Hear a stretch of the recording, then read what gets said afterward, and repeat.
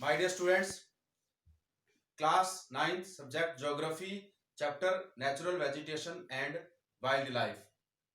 तो इस लेसन में हम हमारे कंट्री इंडिया में जो नेचुरल वेजिटेशन है और जो वाइल्ड लाइफ है उसके बारे में हम पढ़ने वाले हैं। उससे पहले ये जरूरी है कि हमें पता होना चाहिए कि एग्जैक्टली नेचुरल वेजिटेशन क्या होता है। Natural vegetation means natural vegetation growth by nature. ऐसा वेजिटेशन जिसकी ग्रोथ नेचर के द्वारा होती है उसको हम नेचुरल वेजिटेशन कहते हैं।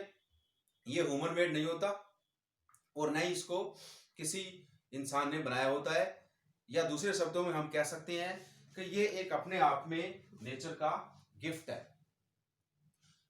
हमारे कंट्री में 47,000 प्लांट स्पीसीज हैं, 15,000 फ्लावरिंग प्लांट्स हैं और 90,000 एनिमल स्पीसीज हैं, जो कि हमारे पूरे नेचुरल वेजिटेशन को एक रिचनेस प्रोवाइड करते हैं।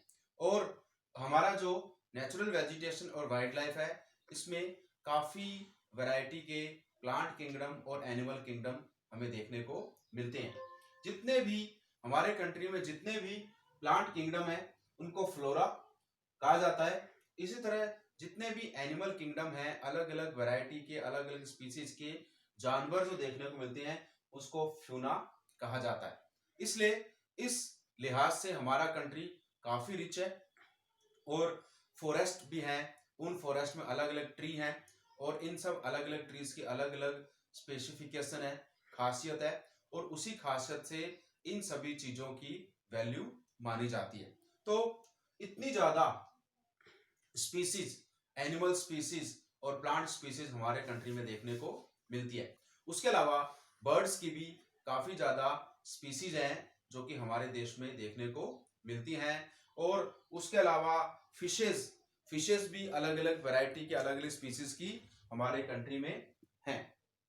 और कुछ जो फिश हैं वो साल्ट वाटर फिश हैं और जो कि हमारे फ्लोरा एंड फ्यूना को काफी रिचनेस प्रोवाइड करती हैं। तो ये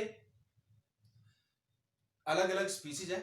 उसके अलावा कुछ फैक्टर्स हैं, कुछ स्पेसिफाइड फैक्टर्स हैं जो कि एनिमल और प्लांट किंगडम को प्रभावित करते हैं, कंट्रोल करते हैं, और ये काफी इंपॉर्टेंट है। जैसे इसमें फर्स्ट है रिलीफ। रिलीफ में लैंड और सॉइल। लैंड भी अपने आप में एक इंपॉर्टेंस रखता है। जितना प्लेन एरिया होगा उस प्लेन एरिया में उस प्लेननेस के अकॉर्डिंग ही अलग अलग प्लांट, ट्रीज, एनिमल हमें देखने को मिलेंगे।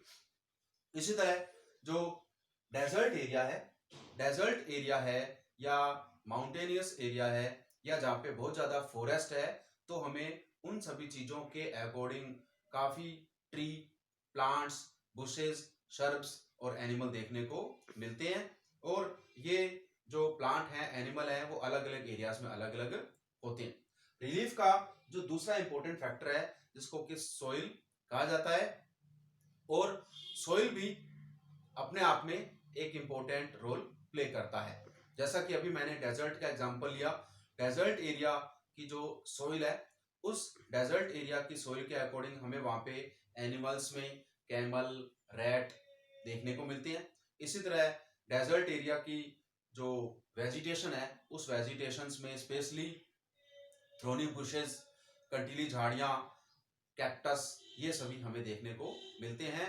और इनके ऊपर जो छोटे छोटे कांटे होते हैं, ये छोटे कांटे उन प्लांट्स को किसी और जानवर के खाने से प्रोटेक्ट करते हैं। तो ये सभी जो विशेषताएं हैं, ये सभी खासियत हैं जो हमें नेचुरल वेजिटेशन में काफी ज्यादा देखने को मिलती है। दूसरा जो इंपॉर्टेंट फैक्टर रहता है वो है क्लाइमेट।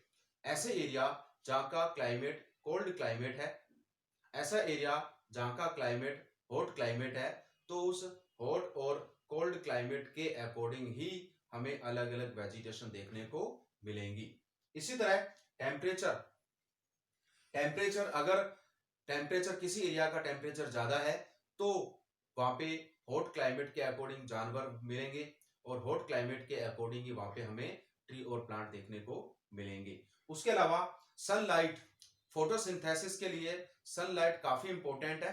और सनलाइट के कारण ही उस एरिया का टेम्परेचर डिसाइड होता है। अगर सूरज की किरणें सीधी पड़ेंगी तो वहाँ का टेम्परेचर ज़्यादा होगा, अगर सूरज की किरणें कम पड़ेंगी तो वहाँ का टेम्परेचर कम होगा और कोल्ड क्लाइमेट होगा, और उसी के बिहाफ पे वहाँ पे ट्री और फॉरेस्ट और एनिमल देखने को मिलेंगे। नेक्स्ट रहता है रेनफॉल, बरसात। अगर एनुअल रेनफॉल ज़्यादा है, बरसातें ज़्यादा हैं, तो वहाँ पे फॉरेस्ट ज़्यादा होगा, ट्री वगैरह ज़्यादा होंगे।